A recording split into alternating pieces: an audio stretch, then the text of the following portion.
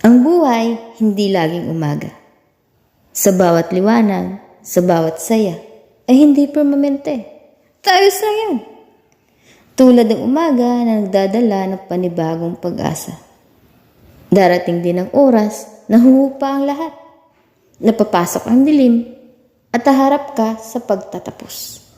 Sa sakit o pagkalito.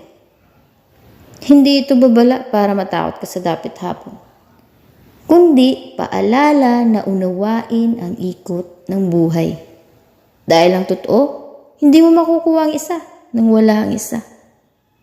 May mga araw na pakiramdam mo buo ka, minamahal, pinipili, at payapa.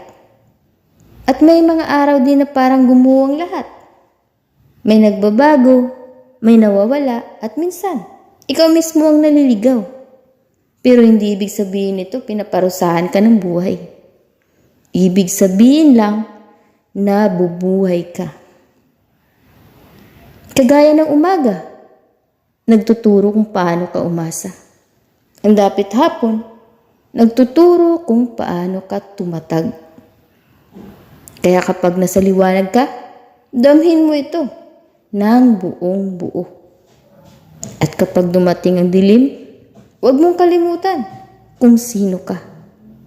Dahil tulad ng pagdating ng dapit hapon, darating din muli ang panibagong umaga. Hindi tungkol sa pagpigil sa liwanag ng buhay, kundi sa pagkatutong magpatuloy. Kahit ito'y unti-unting nawawala.